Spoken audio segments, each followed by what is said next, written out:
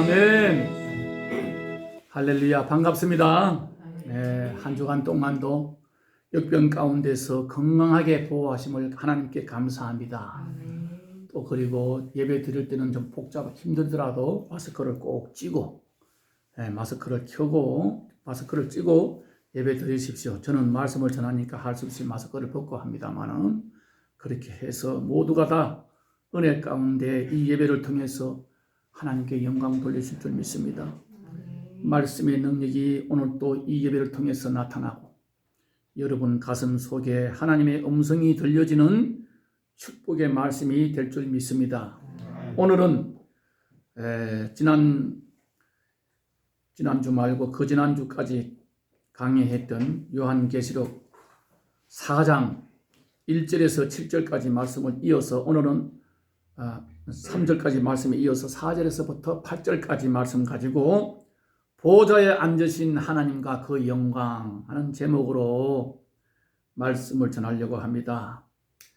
성령에 감동되어 있는 요한 사도에게 그 요한 사도 눈에 보이는 천국 보좌 위에 앉으신 주님의 모양이 벽옥과 홍보석 같고 또 무지개 둘러 있는데 모양이 녹보석 같다고 표현하고 있습니다.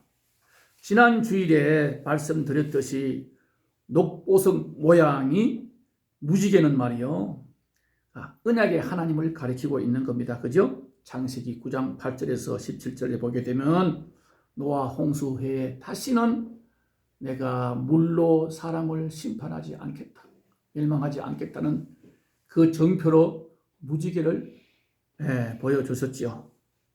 그 다음에 벽옥과 홍보석 같다는 표현은 사람의 눈으로 보는 그 사람으로서는요 신적이고 촉감각적인 표현을 갖다가 이 땅에 있는 사물로 표현한 것 뿐이라고 지난주에 말씀드렸습니다.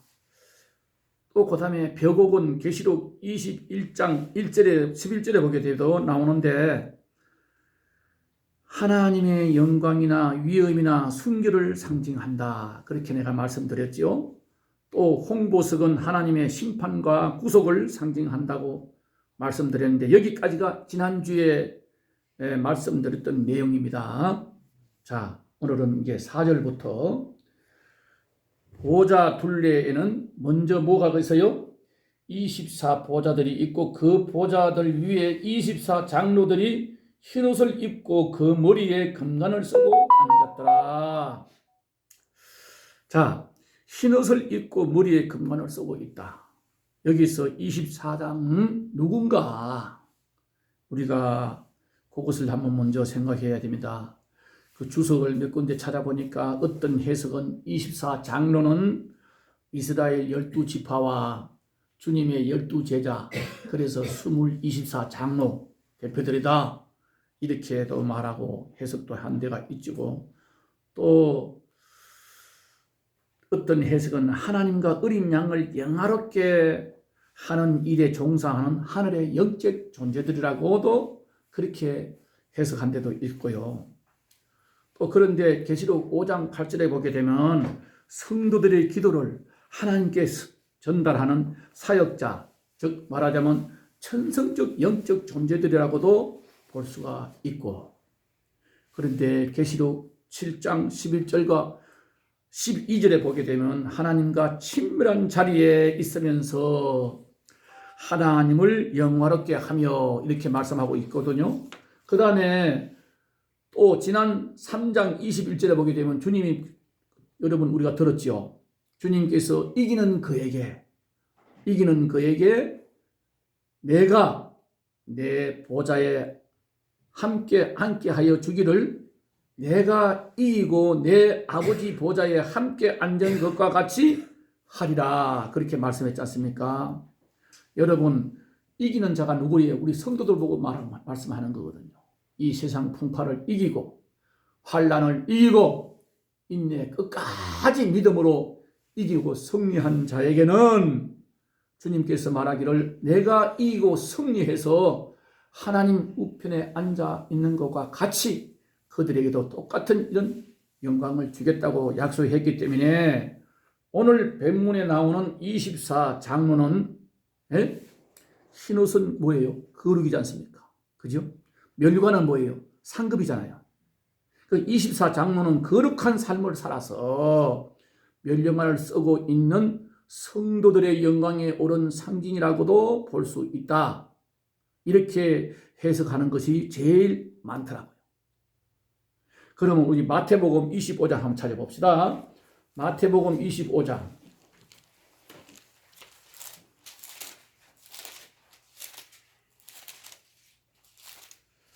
신약성경 제일 먼저 마태복음 25장 21절 23절까지 한번 읽어보겠습니다. 신약성경 44쪽.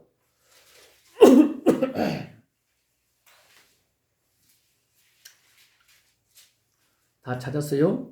마태복음 25장 21절서부터 23절까지 우리 같이 읽읍시다. 시작. 그 주인이 이르되 잘하였도다 착하고 충성된 종아 너가 적은 일에 충성하였으며 내가 많은 것을 내게 맡기리니 내 주인의 즐거움에 참여할지어다 하고 2달란트 받았던 자도 와서 이르되 주인이여 내게 2달란트를 주셨는데 보소서 내가 또 2달란트를 남겼나이다. 그 주인이 이르되 잘하였도다 착하고 충성된 종아 너가 적은 일에 충성하였으며 내가 많은 것을 내게 맡기리니 내 주인의 즐거움에 참여할지어다.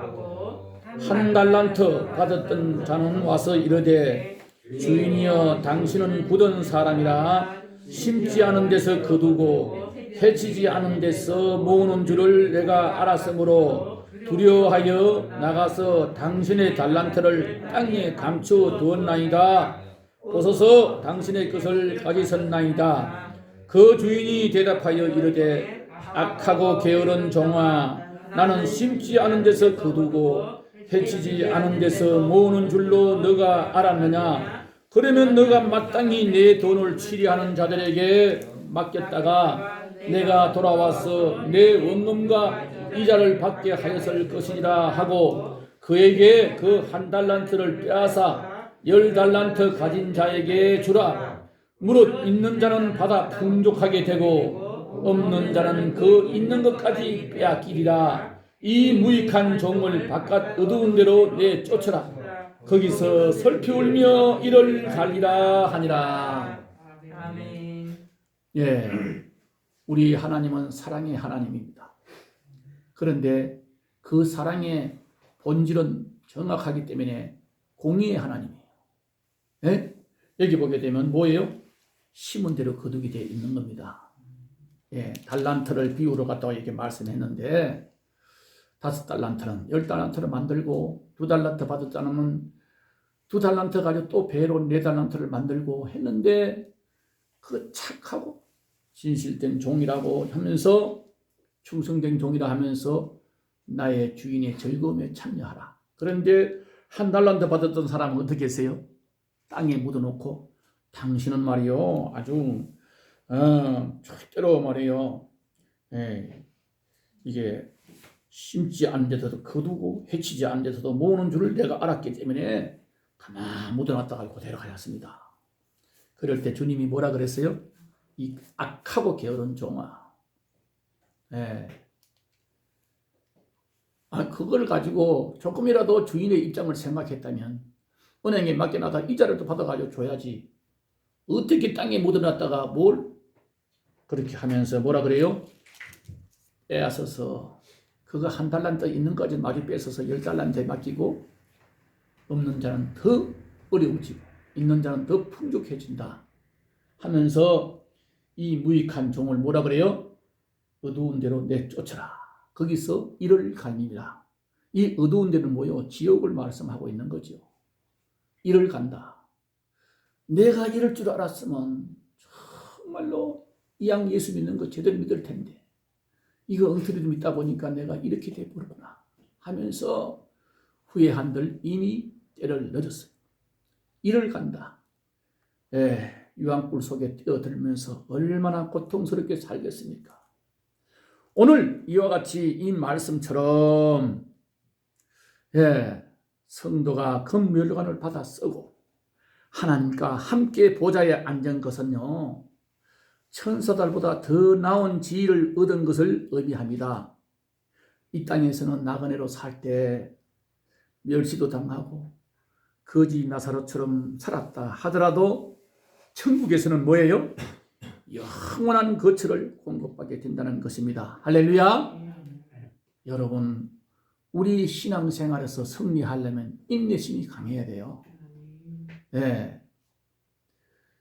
진정한 믿음의 승리자는요, 벌써 별과 같이 빛난다 했는데 그 환난 풍파를 이기고 이 금이 순금으로 나오려면 말이죠, 1300도 이상 그 용광로를 거쳐가지고 순금이 나오듯이 그냥 가만히 게으르고 그냥 밥 먹고 자고 이렇게 한다고 어떤 일이든지 무슨 일을 하더라도, 세상 일을 하더라도 그건 성공할 수가 없는 거죠. 네. 진정한 믿음이 있는 자는 어떤 환경 속에서도 먼저 그 나라와 그 의를 구하는 자가 승리하게 된다는 것을 오늘 이 마태복음 25장 21절에서부터 끝절까지 아까 읽을 때 보면 알 수가 있잖아요. 네? 우리가 이 신앙생활을 하면서 막연하게 종교인처럼 살지 말고 살아계시고 실제로 나와 동행하시면서 내 가슴 속에 성전으로 삼으시고 내 안에 오셔서 함께 하시는 그 성령의 인도를 받는 삶이 되려고 우리는 부지런히 노력하고 예배에 참석하고 충성하고 봉사하고 물질로 헌신하고, 나 때문에 주님이 하나님이 인간으로 오셨고 나 때문에 하나님이 이 땅에 와서 고난을 받으셨고 나 때문에 이 땅에 오셔서 나의 죄값을 치르기 위해서 십자가에서 죽으셨고 그리고 영원한 우리의 생명을 주시려고 3일 만에 부활하셔서 첫 부활의 첫 열매가 되시고 우리에게 영원한 생명을 주셨다는 사실, 그리고 40일 만에 성천하셔서 하나님 우편에 앉아서 오늘 또 나를 위해서 대신 기도하시고 중보자로 계시고 있고 보혜사 성령을 보내서 지금도 우리 가슴을 뜨겁게 만들어 주시고 생각나게 하시고 깨닫게 하시고 이끌어 주시는 그 십자가의 사랑, 그 하나님의 은혜, 그리고 주님은 분명히 재림하십니다. 저리로서 산자와 죽은 자를 심판하려 오시리라. 공중 권세 다 물리치시고 이 땅에 재림지로 오실 때는 천군 천사를 거느리고 올 때 우리 예수 믿는 사람은 잔다 그래요. 죽었다 소리 안 해요. 무덤 속에 있던 사람들이 뭐예요? 첫째 부활에 참여하는 자들은 구원받아서 먼저 들림을 받고 주님이 공중 재림하실 때 살아있을 때 그 당시 살아있던 사람은 산채로 들림받아서 공중에서 혼인잔치가 이루어지고 그리고 천년왕국을 거쳐서 영원한 새 예루살렘에서 주님과 함께 영원토록 기쁨과 감사를 누리며 눈물이 없는 곳, 슬픔이 없는 곳에서 이렇게 찬양으로 영광 돌리며 살게 될 줄 믿습니다. 이 복음의 7대 연합이 올바로 이루어지는 사람은 절대로 이 땅에 부귀영화 부럽지가 않게 되고 이 땅에 어떤 환난이 와더라도 하나님 중심으로 살게 되어 있습니다. 여러분 모두가 다 오늘 이 요한계시록 4장 4절과 8절 말씀을 들으면서 다시 한번 나의 신앙을 점검하는 시간이 되시기를 바랍니다. 그 다음에 5절에 보니까 뭐라 그래요? 5절에 보좌로부터 번개와 음성과 우레소리가 나고 보좌 앞에 큰 등불 7이 있으니 이는 하나님의 7영이라. 여러분 여기에서 보게 되면요, 하나님의 능력과 이음을 지닌 하나님의 현연합을 말씀하고 있는 겁니다. 출애굽기 19장 16절에 보게 되면 뭐예요?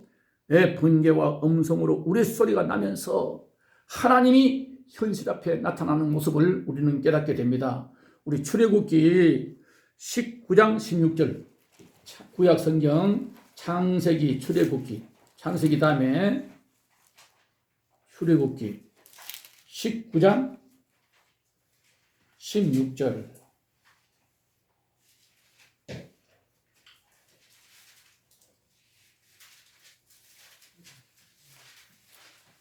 하나님의 현현 앞에 모세가 이스라엘 백성들이 거기서 보게 됩니다. 구약 성경 112쪽에 16절 한번 시작해서 같이 한번 끝까지 읽어봅시다. 시작. 셋째 날 아침에 우레와 번개와 빽빽한 구름이 산 위에 있고 나팔 소리가 매우 크게 들리니 진중에 있는 모든 백성이 다 떨더라. 모세가 하나님을 맞으려고 백성을 거느리고 시내에서 나오매 그들이 산 기슭에 서 있는데 시내산의 연기가 자욱하니 여호와께서 불 가운데서 거기 강림하십니다. 그 연기가 옹기가마 연기같이 떠오르고 온 산이 크게 진동하며 나팔 소리가 점점 커질 때에 모세가 말한 즉 하나님의 음성으로 대답하시더라. 아멘. 여기서 우리가 보면 번개와 음성과 우레 소리가 나고, 이 말은 뭐냐 하면 살아계신 하나님이 그 현실 앞에 나타남을 말씀하고 있는 겁니다. 그래서 하나님의 능력과 위엄을 말씀하고 있는 것이 오늘 아침에 이 5절의 말씀이고요. 그 다음에 여기 보게 되면 그 다음에 또 보게 되면 뭐지? 일곱 보좌 앞에 켠 등불이 7이 있으니 일곱 영은 뭐라 그래요? 이게 일곱 영이란 말하는 성령의 다양한 사역과 음성을 강조하고 있는 겁니다.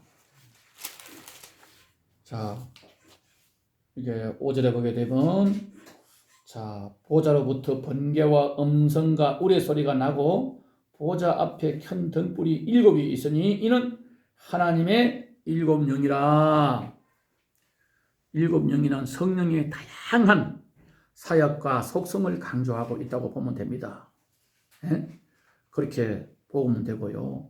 그 다음에 이제 이 6절에 보게 되면, 6절에 다시 시작. 보좌 앞에 수정과 같은 유리바다가 있고 보좌 가운데와 보좌 주위에 4 생물이 있는데 앞뒤에 눈이 가득하더라. 요 8절하고 같이 연결해서 봐야 돼요. 8절에 한번 읽어봅시다. 4 생물이 어떻게인가? 4 생물은 각각 6 날개를 가졌고 그 안과 주위에 눈들이 가득하더라. 그들이 밤낮 쉬지 않고 이르기를 거룩하다 거룩하다 거룩하다 주 하나님 곧 전능하신 이여 전에도 계셨고 이제도 계시고 장차 오실 이시라 하고. 자, 이것은 뭐냐 하면 이 4 생물이 있는데, 자 7절을 먼저 읽은 다음에 다시 이 말씀에 대해서 한번 우리가 다시 살펴보기로 하십니다. 7절에 보게 되면 뭐라 그래요? 그 첫째 생물은 사자 같고 그 둘째 생물은 송아지 같고 그 셋째 생물은 얼굴이 사람 같고 그 넷째 생물은 날아가는 독수리 같은데, 이 4 생물이 모양이 그렇습니다.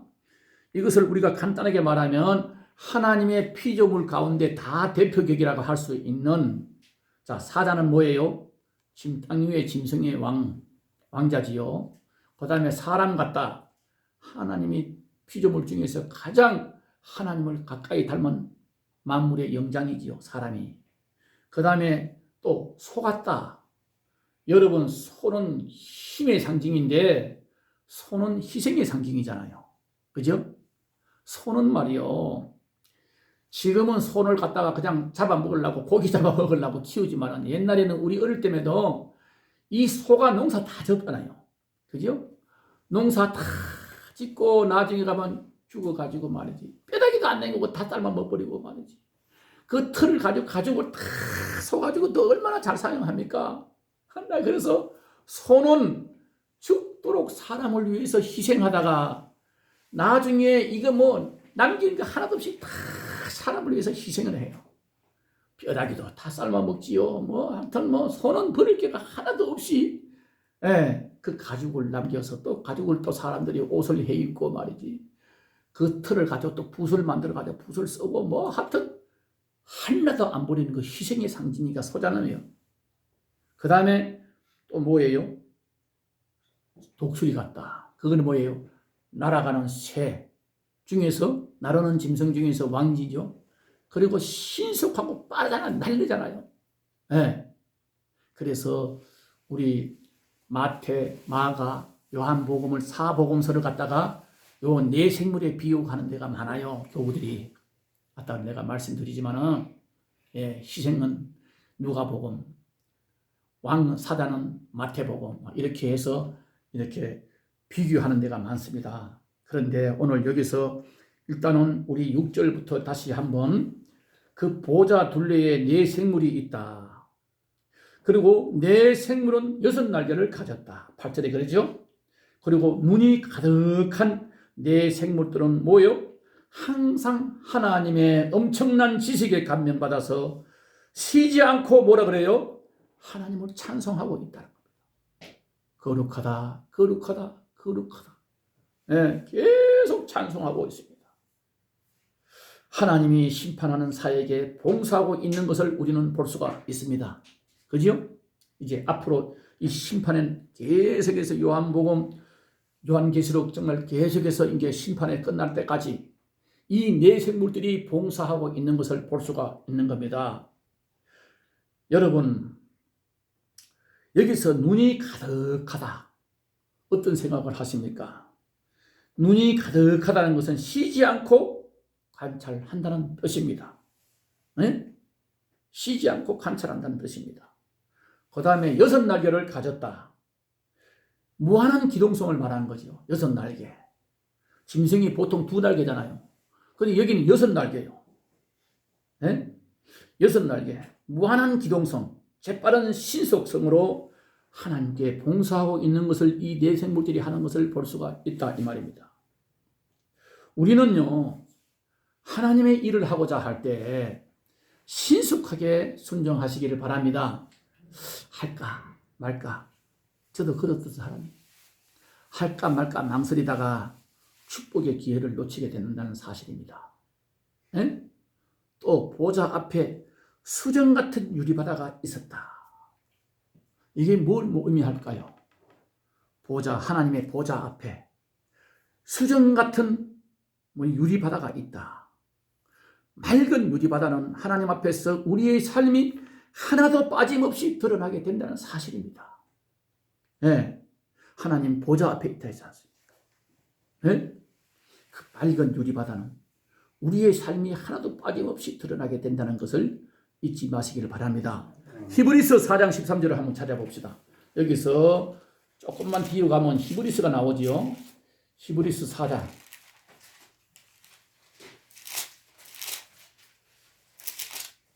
야고보서 지나가지고 히브리서 4장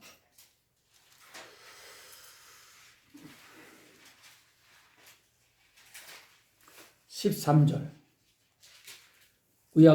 신약 성경 356쪽입니다. 제가 가지고 357쪽인데 제가 가지고 있는 데는 13절 시작. 씌으신 것이 하나도 그 앞에 나타나지 않음이 없고 우리 결산을 받으실 이의 눈앞에 만물이 벌거벗은 것 같이 드러나리라 말씀하고 있습니다. 맞습니다. 여러분, 우리 삶이 지금 눈에 안 보이니까 만져보지도 않고 형체도 없으니까 하나님이 어디 있는지도 모르고 이렇게 막연하게 살아가는 사람이 물론 있겠지요. 많지 있겠죠. 그러나 우리가 살아가는 모습은요, 다 촬영이 돼서 언젠가는 우리가 주님 앞에 서야 됩니다.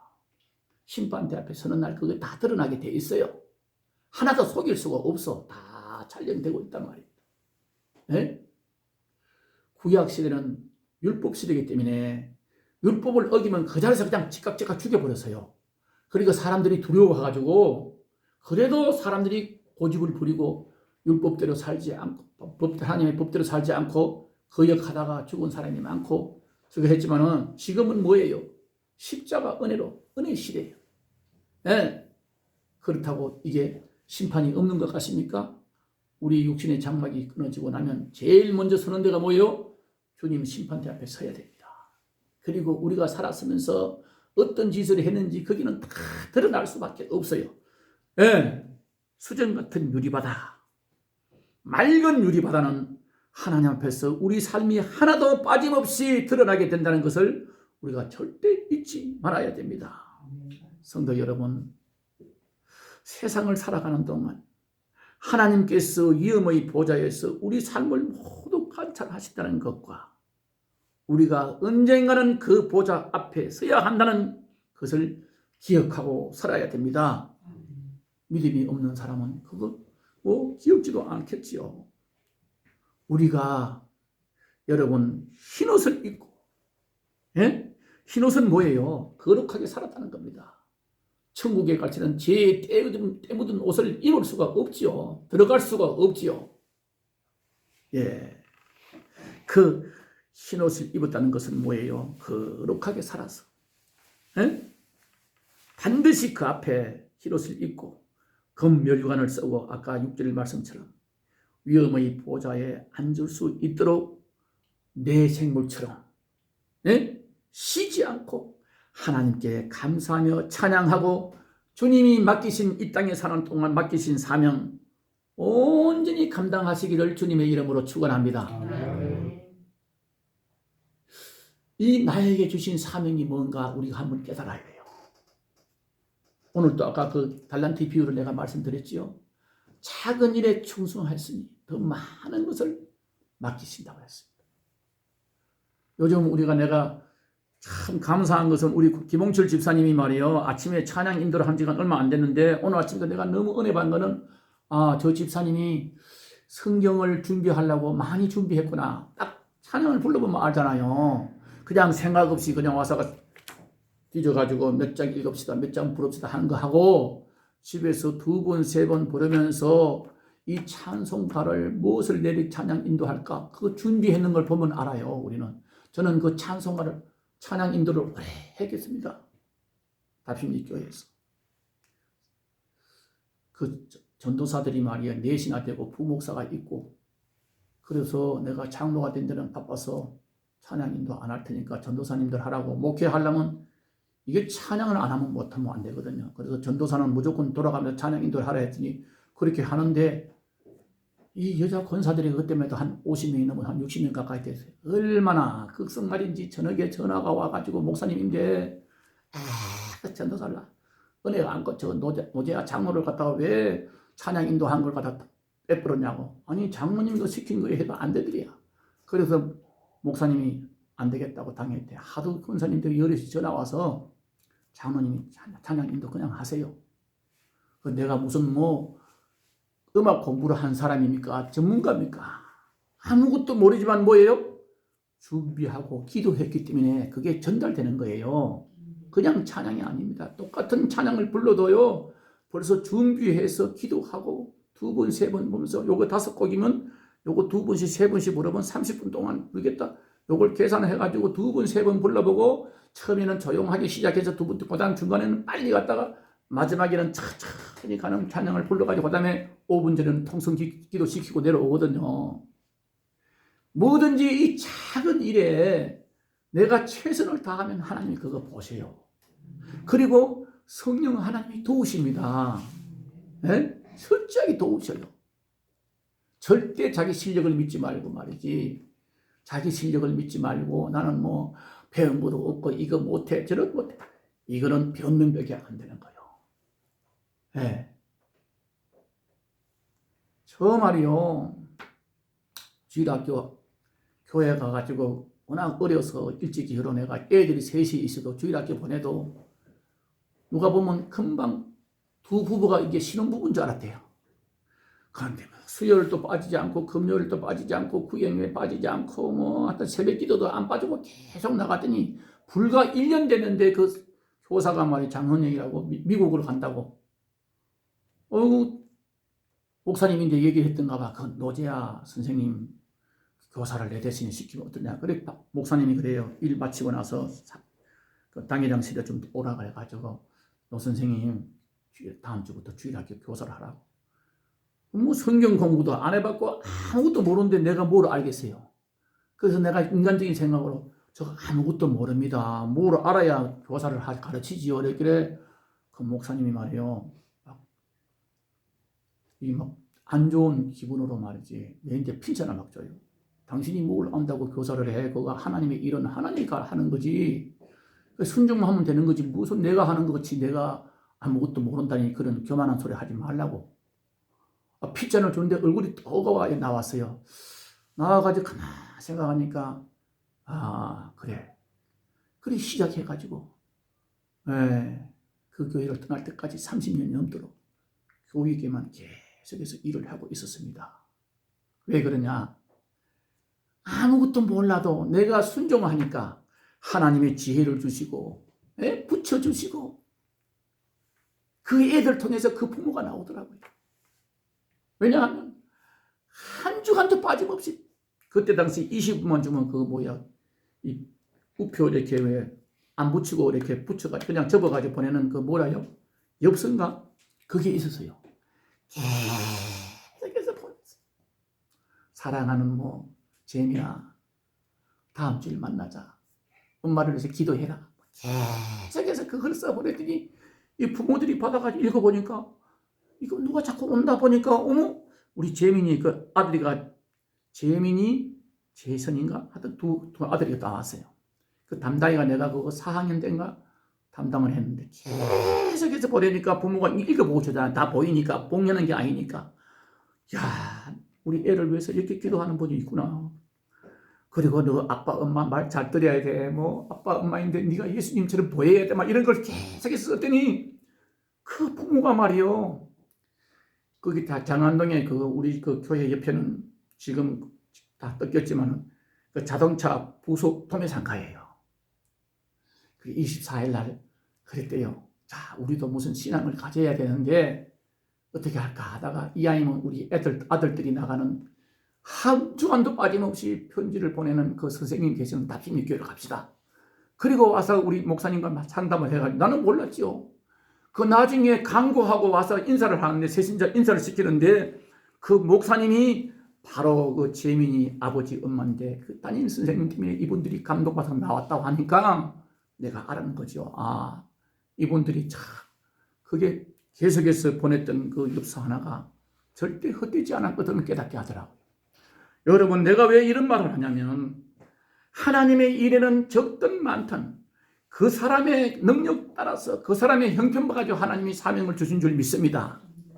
똑같은 지체례에도 많이 맡긴 사람이 있고 또 적게 맡긴 사람이 있고 5달란트 맡는 사람이 있는가 하면 2달란트 맡긴 사람이 있고 1달란트 맡긴 사람이 있잖아요. 이 사명을 감당해야 돼요. 잘 감당하시기 바랍니다. 내 형편에 맞게끔 우리 하나님이 얼마나 꼼꼼하신 줄 아세요? 얼마나 세밀한 줄 아세요? 내 형편에 맞게끔 일을 맡기신단 말입니다.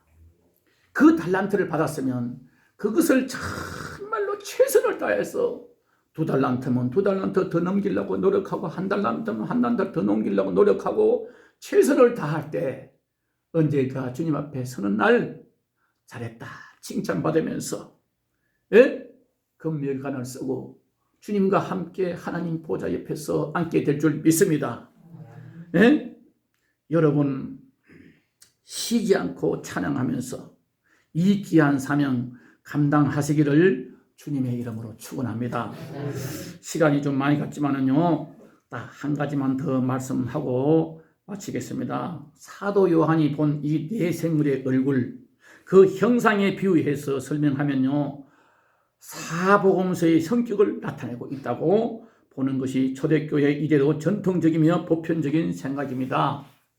거기서 내가 쭉쭉 찾아보니까 여러 교부들이 견해가 있는 중이에요. 첫째는 이레니우스라는 교부가 하는 견해가 있고, 그 다음에 나시우스 견해가 있고, 빅투리우스 교부의 견해가 있고 하는데, 네 번째 어거스틴의 견해가 있는데요. 그 어거스틴의 견해가 대표적으로 받아들여지고 있는 현실이었더라고요. 그래서 그것을 내가 자세히 보고 내가 그대로 와서 여기 지금 적어 왔는데, 어거스틴의 견해를 보게 되면 마태복음은 사도로 표시했더라고요. 그 이유는 뭐예요? 마태복음에서 예수님은 모든 선지자들의 예언을 성취하시는 유다의 왕이 오셨기 때문에, 네? 그렇기 때문에 사자로 나타냈습니다. 유다의 왕. 마태복음 1장 21절 이렇게 되면서 쭉 나와 있는데요. 두 번째 보게 되면 마가복음은 사람으로, 이게 내생물 중에서 사람의 모양이 있었잖아요. 그 사람의 모양을 갖다가 마가복음을 갖다 비유를 했더라고요. 그 왜 그러냐? 이것은 마가복음이 예수의 인간 생활에 대한 사실적인 기록을 많이 담고 있기 때문이라고 마가복음 3장 20절, 4장 38절에 그렇게 나와 있기 때문에 그것에 의해서 마가복음은 사람의 모양으로 사복음서에 표시되어 있다. 네 생물 중에서요. 그 다음에 누가복음은 아까도 내가 말했지만 소로 표현했더라고요. 왜? 누가복음이 남녀 인간의 고하를 막론하고 모든 사람을 구원하기 위해서 희생하신 예수를 참 묘사하고 있기 때문에 소로 표현을 했더라고요. 소는 희생의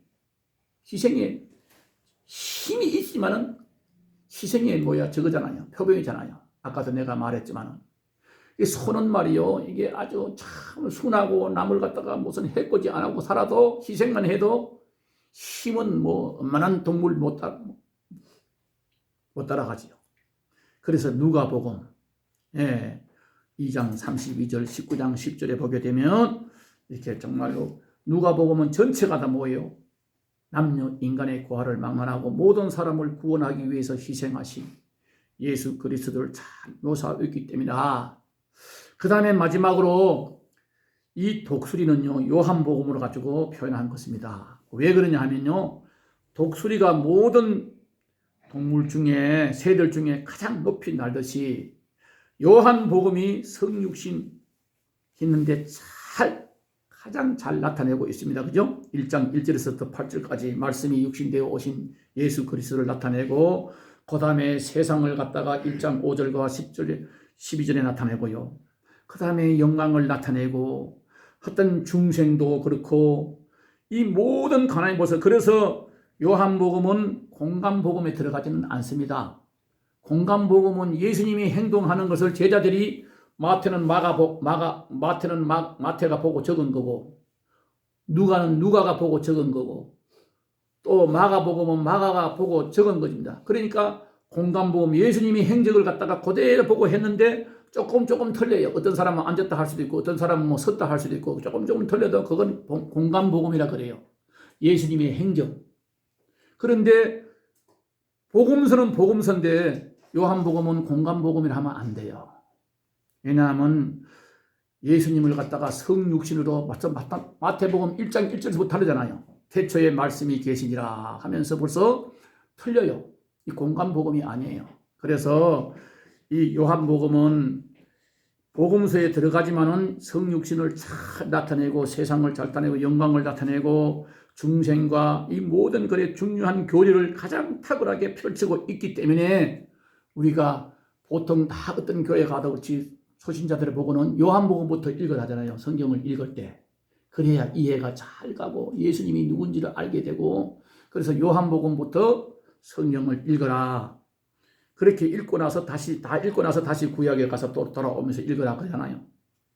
그와 마찬가지로 아주 이 중요한 교리를 탁월하게 펼치고 있기 때문에 독수리로 표현했다. 이렇게만 알고 있으면 되겠습니다. 여러분, 오늘 여기서 말씀을 마치려고 합니다. 만왕의 왕으로 심판주로 오시는 예수님께 영광과 찬송을 드리기에 합당하신 성도가 되시기를 주님의 이름으로 축원합니다. 이 영원한 주님의 십자가 사랑이 우리를 계속 재촉하고 있을도록 믿음 안에서 승리하십시다. 기도하겠습니다.